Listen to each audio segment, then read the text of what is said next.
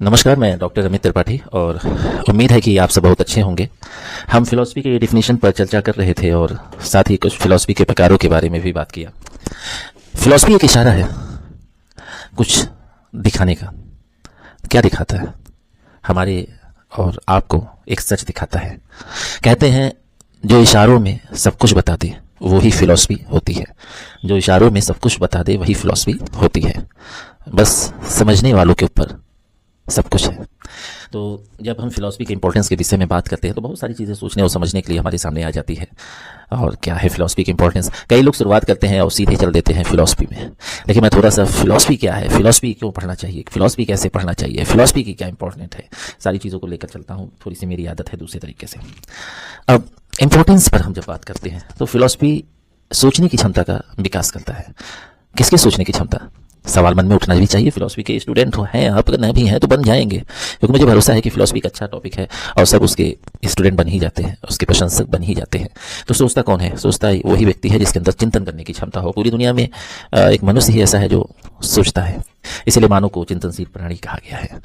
तो कहने का मतलब है कि फिलॉसफी हमें तर्कसंगत रूप से सोचने और किसी से सवाल पूछने की एक हैबिट को हमारे अंदर डेवलपमेंट करता है, हमारे अंदर विकसित करता है। अब जब सोचने की क्षमता है तो हम आलोचनात्मक भी होंगे, समालोचनात्मक भी होंगे और हमारे अंदर एक विश्लेषण करने की क्षमता डेवलप होगी। ये तो सोचने की क्षमता की विकास की बात हुई। लेकिन आने वाले समय में जैसे आप देख रहे हैं कि हायर एजुकेशन में काफ़ी चेंज हो रहा है, वस्तुनिष्ठ के साथ विषयनिष्ठ जैसे प्रश्नों की परंपरा शुरू हो रही है, तो हमें लिखने की क्षमता का अब विकास करना होगा। अब तीर मारने वाला जमाना नहीं रहा कि तीर मारा और लग गया, सब काम बन गया। अब तीर मारना भी है, लगाना भी है और बताना भी है, तो बच ना पाओगे। तो चलिए दूसरी महत्व पर बात करते हैं, नैतिकता और मूल्य। अगर फिलॉसफी जानते हैं तो आपके अंदर नैतिक विचारों एवं मूल्यों की समझ को विकसित करेगा। अब एक वो मनुष्य है जो फिलॉसफी नहीं जानता या नहीं जानना चाहता, और अब एक मनुष्य वह है जो फिलॉसफी को जानना चाहता है। तो नैतिकता किसके अंदर ज्यादा होगी? नैतिक विचार किसके अंदर ज्यादा होंगे? मूल्यों की समझ किसके अंदर ज्यादा होगी? सही बात कहूं तो फिलॉसफी जानने वाले व्यक्ति के अंदर होगी। वही व्यक्ति जो नैतिकता के विचारों को जानता है, वही व्यक्ति जो मूल्यों को जानता है, वही सही और गलत का अंतर भी जानता है। और आप एक बात मुझको बताइए, अगर आपको सही और गलत का अंतर न पता हो तो क्या आप अपनी लाइफ में डिसीजन ले सकते हैं? डिसीजन तो वही ले सकता ना जिसको सही और गलत का अंतर हो। भेद तुम जानते नहीं और तुम मुझे बताओगे मैं कौन हूं। शायरी बन गई। भेद तुम जानते नहीं और तुम बताओगे मैं कौन हूं। तो मैं कौन हूं, मैं कैसा हूं और मैं कैसा बन सकता हूं, ये तो वही समझ सकता है ना जिसे फिलॉसफी पता हो। तो फिलॉसफी की सेकंड इंपॉर्टेंस क्या है? नैतिकता और मूल्य। अगर आप फिलॉसफी पढ़ते हैं, फिलॉसफी जानते हैं या पढ़ना चाहते हैं तो आपके अंदर नैतिकता और मूल्य ऑटोमेटिक, जिसको कहते हैं एथिक्स और वैल्यू, आ ही जाएंगे। तो तीसरी महत्व की तरफ हम अब चलते हैं। तो फिलॉसफी का ये महत्व है कि वो जिज्ञासा और अनुसंधान की प्रवृत्ति को बढ़ाता है। जिज्ञासा, जानना, बहुत प्यारा नाम है जिज्ञासा। अक्सर लोग अपने घर में अपने परिवार के सदस्यों का नाम रखते हैं जिज्ञासा। और मैंने देखा है कि ज़्यादातर लोग नाम फिलॉसफी जैसे शब्दों पर ही, फिलॉसफी जैसे सब्जेक्ट में आने वाले शब्दों पर ही अपने घर के सदस्यों का नाम रखते हैं। अच्छी भी बात है कि हमारा सब्जेक्ट लोगों के घर में उनकी पहचान तक में जुड़ गया है। तो जानने की क्षमता, खोजने की क्षमता किसके अंदर आएगी? जो फिलॉसफी सब्जेक्ट पढ़ता है, जिसके अंदर कोई फिलॉसफी है, जिसके अंदर फिलॉसफी को जानने की कोई इच्छा है। अगर आपके अंदर फिलॉसफी नहीं है, उस सब्जेक्ट के प्रति कोई आपके अंदर इच्छा नहीं, तो आपके अंदर ये गुण तो नहीं आएगा ना, जिज्ञासा और अनुसंधान। तो जानना और research, knowing and research quality किसके अंदर आएगी? जो फिलॉसफी को जानता है। अब एक बड़ी महत्व की तरफ हम बात करते हैं, फिलॉसफी सब्जेक्ट का इंपॉर्टेंस। फिलॉसफी सब्जेक्ट को जानने वाला व्यक्ति जीवन के उद्देश्यों की खोज करता है। अब उद्देश्य नहीं पता है तो क्या आप मनुष्य हैं? दुनिया में बहुत सारे ऐसे लोग हैं जो बिना उद्देश्य से चलते हैं, निरुद्देश्य, बिना उद्देश्य के जीवन जी रहे हैं, बस खाना मिल जाए बस। उन्हें कोई जरूरत नहीं अपनी पहचान की, उन्हें कोई जरूरत नहीं अपने अस्तित्व की, बस जीवन चलता चले, हम भी पीछे पीछे चलते चले। तो ऐसे काम थोड़ी होता है। हर एक व्यक्ति की कोई पहचान होती है ना। कोई आईएएस है, कोई पीसीएस है, कोई प्रोफेसर है, कोई इंजीनियर है, कोई साइंटिस्ट है, कुछ है। आप क्या हो? आप तभी बनोगे कुछ जब आपकी कोई फिलॉसफी होगी, आपके अंदर खुद को कुछ बनाने की इच्छा हो। लेकिन बात यहाँ एक चीज मैं बता दूं, फिलॉसफी सब्जेक्ट वाला व्यक्ति एक अच्छा साइंटिस्ट बनेगा, फिलॉसफी सब्जेक्ट वाला व्यक्ति एक अच्छा आईएएस पीसीएस बनेगा, फिलॉसफी सब्जेक्ट वाला व्यक्ति एक अच्छा प्रोफेसर बनेगा, ये कंफर्म है। और नेक्स्ट योगदान जो हम कहेंगे, नेक्स्ट जो महत्व हम फिलॉसफी का बताएंगे, वो एक सामाजिक और व्यक्तिगत विकास है। अगर व्यक्ति फिलॉसफी को जानता है, फिलॉसफी जैसे सब्जेक्ट को पढ़ता है, तो उसके अंदर सोशल डेवलपमेंट होगा, उसके अंदर पर्सनल डेवलपमेंट होगा। वो व्यक्ति को बदलेगा, वो व्यक्ति आम इंसान नहीं रहेगा, उसके अंदर आम इंसान से हटकर कुछ क्वालिटी होगी, उसकी पहचान दिखेगी, उसका एक बदलाव दिखेगा। तो दर्शन शास्त्र बहुत ही महत्वपूर्ण चीज है हम सभी के जीवन में। यह हमारे जीवन में न केवल विचार, हमारे जीवन में न केवल तर्क, हमारे जीवन में न केवल नैतिकता, हमारे जीवन में न केवल जिज्ञासा, सब कुछ लाता है। तो ऐसे सब्जेक्ट को पढ़ते रहना चाहिए और आज मैंने आपको दर्शन शास्त्र का इंपॉर्टेंस बताया। कभी भी लिखने आए कि दर्शन शास्त्र का महत्व क्या है, तो आप बिल्कुल कुछ पॉइंट लिखिएगा कि दर्शन शास्त्र के महत्व यही है कि सोचने की क्षमता का विकास, नैतिकता व मूल्यों की स्थापना, जिज्ञासा एवं अनुसंधान जैसी प्रवृत्ति, जीवन के उद्देश्यों की खोज एवं सामाजिक एवं व्यक्तिगत विकास। धन्यवाद, नमस्कार। अगली क्लास में हम जल्दी मिलेंगे। नमस्कार, मैं डॉक्टर अमित त्रिपाठी और यूडीसी के लिए फिलॉसफी हम ऑनलाइन जुड़े हैं। फिलॉसफी के बारे में डिफिनेशन जब हम कहते हैं तो एक चीज़ तो तय है, दस्तूर ऐसा है ज़िंदगी का, दस्तूर ऐसा है ज़िंदगी का, समझने की हम लाख कोशिश करते हैं, समझ नहीं पाते। जो तुम देखते हो वो हम सोचने लगते हैं, और जो तुम हो वो हम सोच नहीं पाते। तो चलिए हम शुरुआत करते हैं फिलॉसफी को जानने की, यूजीसी के पैटर्न से, ना कि ज़िंदगी से। फिलॉसफी का हिंदी में अर्थ दर्शन शास्त्र है। दर्शन शास्त्र वह विज्ञान है जो जीवन, अस्तित्व, ज्ञान, मन और भाषा से जुड़े सामान्य एवं मौलिक प्रश्नों का तर्क संगत एवं सुव्यवस्थित अध्ययन करता है। दर्शन शास्त्र जीवन को बताता है। दर्शन शास्त्र आपके अस्तित्व को बताता है कि आप क्या हो। दर्शन शास्त्र ज्ञान बताता है, नॉलेज क्या है। दर्शन शास्त्र आपके मन को बताता है, आपके मन को समझता है, मन की डिफिनेशन बताता है, और भाषा से जुड़े, लैंग्वेज से जुड़े बहुत सारी चीज़ों को बताता है, और बड़े ही सुव्यवस्थित तरीके से। वेस्टर्न फिलॉसफी में हम जब कदम रखते हैं और हमसे जब कोई फिलॉसफी की डेफिनेशन पूछता है तो एक कॉमन वर्ड हमें हमेशा किताबों में दिखता है। क्या? फिलॉसफी, फिलॉस और सोफिया से मिलकर बना है, जहाँ पर फिलॉस स्नेह है और सोफिया एक ज्ञान है। यानी फिलॉस एक लव है और सोफिया एक नॉलेज है। शाब्दिक अर्थ बहुत आसान है। अगर आप दर्शन के विद्यार्थी हैं तो भी, दर्शन के विद्यार्थी नहीं है तब भी, यानी ज्ञान के प्रति स्नेह। यानी फिलॉसफी क्या है? ज्ञान के प्रति स्नेह। वह ज्ञान को पाना चाहता है, वह जानना चाहता है, वह सब कुछ जानना चाहता है। यानी जो फिलॉसफी पढ़ता है उसके मन में एक ज्ञान के प्रति लालसा है। वह ज्ञान को आत्मसात करना चाहता है, वह ज्ञान को अपने जीवन में शामिल करना चाहता है। आगे बढ़ते हैं, कुछ बातें हम और करते हैं कि दर्शन शास्त्र में सत्य एवं यथार्थ की तलाश, तर्कवाद, आलोचनात्मक सोच एवं चिंतन मन द्वारा की जाती है। दर्शन शास्त्र का उद्देश्य क्या है? जीवन में गूढ़ प्रश्नों के उत्तर को प्राप्त करना है। अब उन गूढ़ प्रश्नों के उत्तर क्या है? हम कौन हैं? यह प्रकृति क्या है? यह सत्य क्या है? सच बताइए, ऐसा कौन सा मानव है जो अपनी परिभाषा को नहीं जानना चाहता? ऐसा कौन व्यक्ति है जो इस नेचर को नहीं जानना चाहता? ऐसा कौन व्यक्ति है जो इस सत्य को नहीं जानता? फिलॉसफी क्या है? खुद को जानना है। फिलॉसफी क्या है? जहां हम रहते हैं इस प्रकृति को जानना है। फिलॉसफी क्या है? फिलॉसफी एक सत्य को जानना है। तो चलिए अपने को, चलिए इस प्रकृति को, चलिए इस सत्य को जानते हैं। तो दर्शन शास्त्र की डेफिनेशन क्या है? बहुत ही सरल शब्दों में मैं कहूँगा, खुद को जानना, खुद के चारों तरफ यह जो प्रकृति है उसको जानना और उस सत्य को जानना जिसने हम सबको बनाया है। तो चलिए धीरे धीरे हम दर्शन शास्त्र की परिभाषा के साथ, दर्शन शास्त्र के हर टॉपिक पर बहुत ही अच्छे तरीके से हमें न केवल आगे बढ़ना है बल्कि उन चीज़ों को बहुत ही अच्छी तरीके से अपने जीवन में आत्मसात करते हुए न केवल यूडीसी नेट की परीक्षा हमें पास करना है बल्कि जीवन में हर एक परीक्षा को पास करना है जो हमारा उद्देश्य नहीं भी है और उद्देश्य अब बनने वाला है। धन्यवाद, नमस्कार। मैं डॉक्टर अमित त्रिपाठी, धन्यवाद। नमस्कार, मैं डॉक्टर अमित त्रिपाठी और फिलॉसफी का टीचर्स होने के नाते आपके साथ हम लगे हैं कि बच्चों को अच्छा से अच्छा हम चीज़ों का अध्ययन करा सकें। जब कभी यह प्रश्न उठता है कि फिलॉसफी के कितने पार्ट हैं तो उन विषयों पर चर्चा करना बहुत ज़रूरी होता है।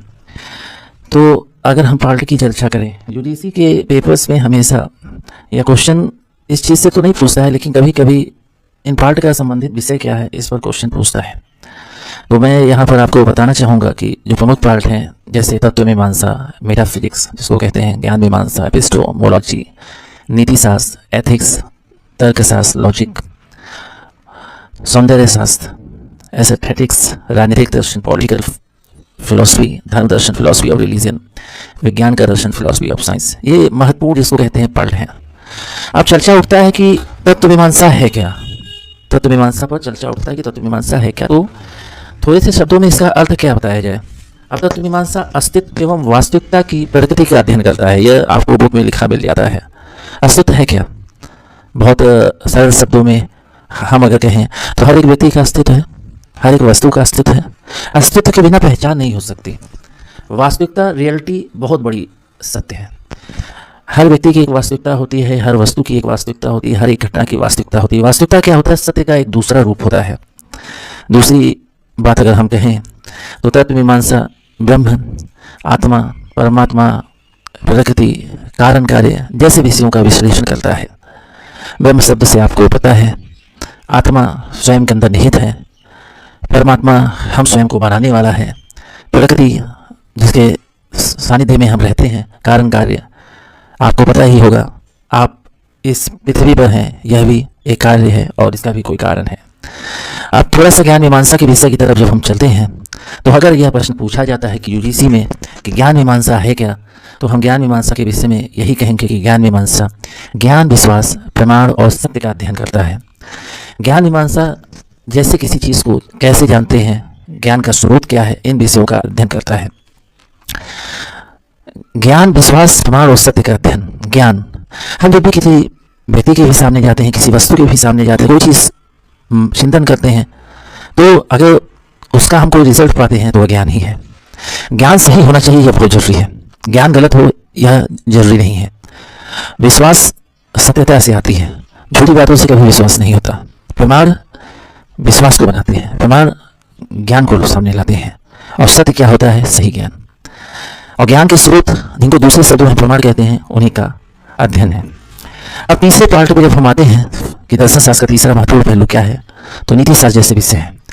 नीति शास्त्र शब्दों में नीति आ जाती है, तात्पर्य हम कह सकते हैं कि नैतिकता, मूल्यों एवं कर्तव्यों एवं अधिकारों का विवेचन करता है। नैतिकता क्या होती है, नैतिकता में कैसे विषय होते हैं, नैतिकता का रास्ता क्या होता है, नैतिकता सही को चुनती है, नैतिकता गलत को नहीं चुनती है। मूल्य क्या है, हर एक व्यक्ति का मूल्य होता है, मूल्य हम स्वयं बनाते हैं, मूल्य बनाना हमारे हाथ में है। कर्तव्य क्या है, समाज में रहने वाले हर एक व्यक्ति का कर्तव्य है। कर्तव्य क्या है, सामने वाला हमारे कामों से दुखी ना हो। अधिकार क्या है, अधिकार के बारे में चाहे आज लोकतंत्रात्मक व्यवस्था हो, हमारे संविधान बताते हैं, और चाहे प्राकृतिक समय हो, उस समय की अनियमित व्यवस्था भी हमारे अधिकारों पर काम करती थी। वहीं पर सही क्या है, गलत क्या है, धर्म क्या है, कर्म क्या है, ऐसे विषयों पर अध्ययन करते हैं। नीति शास्त्र के अन्य पहलू अगर हम बात करें तो तर्कशास्त्र है। तर्कशास्त्र क्या है, तर्क का नियम, तर्क कौन नहीं करता। सही के लिए जब आप अपने बातों को रखते हो तो वो सही तर्क है, गलत के लिए अपनी बातों को रखते हैं तो वो गलत तर्क है। तर्क सही की स्थापना के लिए होते हैं, तर्क गलत की स्थापना के लिए नहीं होते हैं। तो यहाँ सही तर्क, अनुमान और निष्कर्ष निकालने की विधियों का अध्ययन किया जाता है। वहीं फिलॉसफी के एक अन्य पार्ट के बारे में कहें तो सौंदर्य शास्त्र है। सौंदर्य शास्त्र सुंदरता, कला और उसकी आलोचना का अध्ययन करता है। परमात्मा ने यह प्रकृति जो बनाया, यह सौंदर्य शास्त्र का सबसे बड़ा उदाहरण है। परमात्मा ने यह जो मनुष्य बनाया, यह सौंदर्य शास्त्र का सबसे बड़ा उदाहरण है। परमात्मा ने यह जो आत्मा बनाया, यह सौंदर्य शास्त्र का सबसे बड़ा उदाहरण है। साथ ही जब फिलॉसफी के अन्य पहलू पर जब हम अध्ययन करते हैं तो political philosophy, philosophy of religion जैसे विषय आते हैं, जो समाज की बात करते हैं, जो राज्य की बात करते हैं, जो जस्टिस की बात करते हैं, जो आपको स्वाधीनता की बात करते हैं, जो अधिकार की बात करते हैं, जो ईश्वर की बात करते हैं, जो धर्म की बात करते हैं, जो विश्वास की बात करते हैं। तो ऐसे विषय जो राजनीतिक और सामाजिक दर्शन के चारों तरफ दिखते हैं। अंतिम में विज्ञान का दर्शन है। विज्ञान का दर्शन वैज्ञानिक विधियों का, प्रमाण का, विज्ञान के उद्देश्यों की सीमाओं का विवेचन करता है। आधुनिक दर्शन शास्त्र में इन भागों के अतिरिक्त जिसको कहते हैं फिलॉसफी ऑफ लैंग्वेज, मन का दर्शन आदि जैसे विषय आते हैं। तो ये छोटी सी जो वीडियो में हमने आपको फिलॉसफी के कई पहलू बताए, हमें उम्मीद है कि आपको इन पहलू के बारे में जो छोटे से सरल शब्दों में हम बता सके आपको समझ आया होगा। अगली वीडियो में हम आगे बढ़ेंगे और मैंने आपको पहले बताया कि मात्र 1000 रुपये में हम आपको फिलॉसफी ऑनलाइन पढ़ाएंगे, यूजीसी नेट और जेआरएफ के लिए पढ़ाएंगे। साथ ही बहुत ही जल्दी हमारी यूपीएससी के लिए भी कक्षाएं प्रारंभ होगी। हमारा उद्देश्य क्या है, हमारा उद्देश्य वास्तविक मूल्य पे वास्तविक शिक्षा सभी को मिले। आप न केवल यूजीसी नेट जेआरएफ क्वालिफाई हो, आप एक बेहतर डॉक्टरेट करके एक बेहतर प्रोफेसर बने। साथ ही अगर आप यूपीएससी देते हैं तो एक बेहतर प्रशासनिक अधिकारी बने। तो चलिए हमारे साथ जुड़िए और न केवल अपने उद्देश्य को पाइए, बल्कि हमारा जो उद्देश्य है आपको वास्तविक शिक्षा की सेवा देना, उसमें भी हमें सफल बनाइए। धन्यवाद। नमस्कार। नमस्कार, मैं डॉक्टर अमित त्रिपाठी और उम्मीद है कि आप सब बहुत अच्छे होंगे। हम फिलॉसफी के डेफिनेशन पर चर्चा कर रहे थे और साथ ही कुछ फिलॉसफी के प्रकारों के बारे में भी बात किया। फिलॉसफी एक इशारा है कुछ दिखाने का। क्या दिखाता है? हमारे और आपको एक सच दिखाता है। कहते हैं जो इशारों में सब कुछ बता दे वो ही फिलॉसफी होती है। जो इशारों में सब कुछ बता दे वही फिलॉसफी होती है। बस समझने वालों के ऊपर सब कुछ है। तो जब हम फिलॉसफी के इम्पोर्टेंस के विषय में बात करते हैं तो बहुत सारी चीज़ें सोचने और समझने के लिए हमारे सामने आ जाती है। और क्या है फिलॉसफी की इम्पोर्टेंस? कई लोग शुरुआत करते हैं और सीधे चल देते हैं फिलॉसफी में, लेकिन मैं थोड़ा सा फिलॉसफी क्या है, फिलॉसफी क्यों पढ़ना चाहिए, फिलॉसफी कैसे पढ़ना चाहिए, फिलॉसफी की क्या इम्पोर्टेंट है, सारी चीज़ों को लेकर चलता हूँ। थोड़ी सी मेरी आदत है दूसरे तरीके से। अब इम्पोर्टेंस पर हम जब बात करते हैं तो फिलॉसफी सोचने की क्षमता का विकास करता है। किसकी सोचने की क्षमता? सवाल मन में उठना भी चाहिए। फिलॉसफी के स्टूडेंट हो हैं आप, अगर नहीं भी हैं तो बन जाएंगे, क्योंकि मुझे भरोसा है कि फिलॉसफी का अच्छा टॉपिक है और सब उसके स्टूडेंट बन ही जाते हैं, उसके प्रशंसक बन ही जाते हैं। तो सोचता कौन है? सोचता वही व्यक्ति है जिसके अंदर चिंतन करने की क्षमता हो। पूरी दुनिया में एक मनुष्य ही ऐसा है जो सोचता है, इसीलिए मानव को चिंतनशील प्राणी कहा गया है। तो कहने का मतलब है कि फिलॉसफी हमें तर्क संगत रूप से सोचने और किसी से सवाल पूछने की एक हैबिट को हमारे अंदर डेवलपमेंट करता है, हमारे अंदर विकसित करता है। अब जब सोचने की क्षमता है तो हम आलोचनात्मक भी होंगे, समालोचनात्मक भी होंगे और हमारे अंदर एक विश्लेषण करने की क्षमता डेवलप होगी। ये तो सोचने की क्षमता की विकास की बात हुई, लेकिन आने वाले समय में जैसे आप देख रहे हैं कि हायर एजुकेशन में काफ़ी चेंज हो रहा है, वस्तुनिष्ठ के साथ विषयनिष्ठ जैसे प्रश्नों की परंपरा शुरू हो रही है, तो हमें लिखने की क्षमता का अब विकास करना होगा। अब तीर मारने वाला जमाना नहीं रहा कि तीर मारा और लग गया, सब काम बन गया। अब तीर मारना भी है, लगाना भी है और बताना भी है, तो बच ना पाओगे। तो चलिए दूसरी महत्व पर बात करते हैं, नैतिकता और मूल्य। अगर फिलॉसफी जानते हैं तो आपके अंदर नैतिक विचारों एवं मूल्यों की समझ को विकसित करेगा। अब एक वो मनुष्य है जो फिलॉसफी नहीं जानता या नहीं जानना चाहता, और अब एक मनुष्य वह है जो फिलॉसफी को जानना चाहता है। तो नैतिकता किसके अंदर ज्यादा होगी, नैतिक विचार किसके अंदर ज्यादा होंगे, मूल्यों की समझ किसके अंदर ज्यादा होगी? सही बात कहूं तो फिलॉसफी जानने वाले व्यक्ति के अंदर होगी। वही व्यक्ति जो नैतिकता के विचारों को जानता है, वही व्यक्ति जो मूल्यों को जानता है, वही सही और गलत का अंतर भी जानता है। और आप एक बात मुझको बताइए, अगर आपको सही और गलत का अंतर न पता हो तो क्या आप अपनी लाइफ में डिसीजन ले सकते हैं? डिसीजन तो वही ले सकता ना जिसको सही और गलत का अंतर हो। भेद तुम जानते नहीं और तुम मुझे बताओगे मैं कौन हूं, शायरी बन गई। भेद तुम जानते नहीं और तुम बताओगे मैं कौन हूं, तो मैं कौन हूं, मैं कैसा हूं और मैं कैसा बन सकता हूं, ये तो वही समझ सकता है ना जिसे फिलॉसफी पता हो। तो फिलॉसफी की सेकेंड इंपॉर्टेंस क्या है? नैतिकता और मूल्य। अगर आप फिलॉसफी पढ़ते हैं, फिलॉसफी जानते हैं या पढ़ना चाहते हैं तो आपके अंदर नैतिकता और मूल्य ऑटोमेटिक, जिसको कहते हैं एथिक्स और वैल्यू, आ ही जाएंगे। तो तीसरी महत्व की तरफ हम अब चलते हैं। तो फिलॉसफी का ये महत्व है कि वो जिज्ञासा और अनुसंधान की प्रवृत्ति को बढ़ाता है। जिज्ञासा, जानना, बहुत प्यारा नाम है जिज्ञासा। अक्सर लोग अपने घर में अपने परिवार के सदस्यों का नाम रखते हैं जिज्ञासा, और मैंने देखा है कि ज़्यादातर लोग नाम फिलॉसफी जैसे शब्दों पर ही, फिलॉसफी जैसे सब्जेक्ट में आने वाले शब्दों पर ही अपने घर के सदस्यों का नाम रखते हैं। अच्छी भी बात है कि हमारा सब्जेक्ट लोगों के घर में उनकी पहचान तक में जुड़ गया है। तो जानने की क्षमता, खोजने की क्षमता इसके अंदर आएगी जो फिलॉसफी सब्जेक्ट पढ़ता है, जिसके अंदर कोई फिलॉसफी है, जिसके अंदर फिलॉसफी को जानने की कोई इच्छा है। अगर आपके अंदर फिलॉसफी नहीं है, उस सब्जेक्ट के प्रति कोई आपके अंदर इच्छा नहीं है, तो आपके अंदर ये गुण तो नहीं आएगा ना, जिज्ञासा और अनुसंधान। तो जानना और research, knowing and research quality किसके अंदर आएगी? जो फिलॉसफी को जानता है।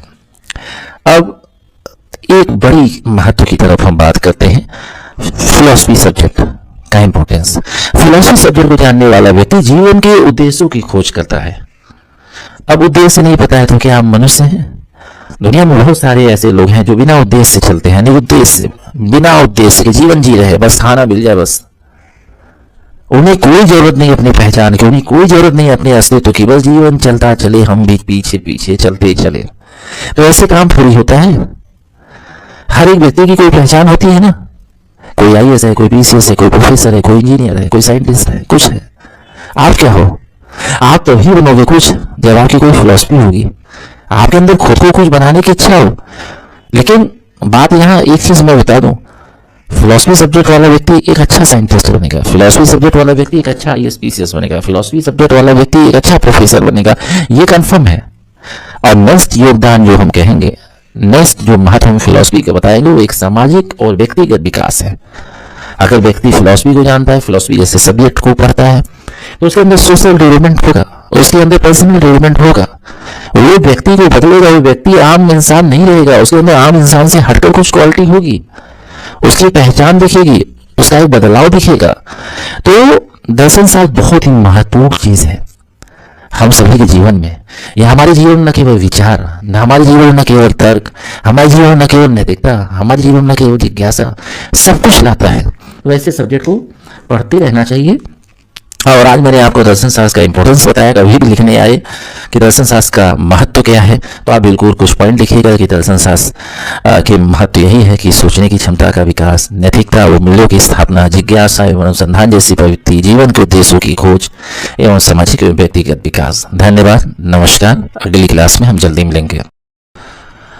अप्लाइड फिलॉसफी के बारे में जब हम बताते हैं तो बहुत ही सिंपल शब्दों में पहले हम एक उसकी डिफिनेशन पर चर्चा करेंगे, जो किताबों में भी आमतौर पर देखने को मिलती है कि अप्लाइड फिलॉसफी दर्शन की वह शाखा है जो दार्शनिक समस्याओं को व्यवहारिक संदर्भ में देखती है और जीवन, समाज, संस्कृति, विज्ञान, नैतिकता, राजनीति, कानून, चिकित्सा, शिक्षा के वास्तविक मुद्दों को समझने और हल करने के लिए दार्शनिक विचारों का उपयोग करती है। अब इसी डिफिनेशन में अप्लाइड फिलॉसफी का पूरा अर्थ है, मीन्स है। देखिए, अप्लाइड फिलॉसफी क्या होती है? दार्शनिक विचारों को जीवन की समस्याओं और मुद्दों में लागू करने की प्रक्रिया है। जीवन की समस्या, अब कोई आपसे पूछता है कि जीवन की समस्या क्या है, what is a problem of life, तो नैतिकता, कानून, राजनीति, मीडिया, पर्यावरण, चिकित्सा और ऐसे विषय इस क्षेत्र में सम्मिलित रहते हैं। नैतिकता कोई पहला शब्द नहीं है, हर दिन की शुरुआत नैतिकता से है और हमेशा होती रही है। कानून अगर न हो तो क्या आपको लगता है यह लोकतंत्रात्मक अवधारणा स्थापित हो पाएगी? राजनीति हमारे देश की व्यवस्था या वैश्विक व्यवस्था, जहाँ जहाँ व्यवस्थाएं हैं उसे चलाने का एक माध्यम है। राजनीति से ही लोग चुनकर आते हैं जो हमारे समाज की व्यवस्थाओं को चलाते हैं। मीडिया हमारे समाज में जो गुण दोष है, कोई राजनीतिक गुण दोष है तो उन्हें दिखाती है। पर्यावरण परिभाषा बताने की जरूरत नहीं है और चिकित्सा की भी डिफिनेशन बताने की मुझे यहाँ जरूरत नहीं महसूस होती है। अगर अब कोई आपसे पूछे कि what is the important field of applied philosophy, तो आप कहोगे moral philosophy, political and legal philosophy और युग एंड रिगार्डिंग ऑफ इंडिया। नैतिक दर्शन की जब बात करेंगे तो व्यवसायिक नैतिकता, चिकित्सा नैतिकता, पर्यावरणीय नैतिकता, मीडिया इसके विषय हो सकते हैं। राजनीतिक एवं कानूनी दर्शन पर जब हम बात करते हैं तो कानून, सामाजिक न्याय, अधिकार, स्वाधीनता का दार्शनिक विश्लेषण इसके विषय हो सकते हैं। और जब योग और भारतीय परिप्रेक्ष्य में बात करते हैं तो योग, कर्म, भक्ति, ज्ञान जैसे जो भारतीय जीवन पद्धतियों में अप्लाइड फिलॉसफी के एक आयाम हो सकते हैं।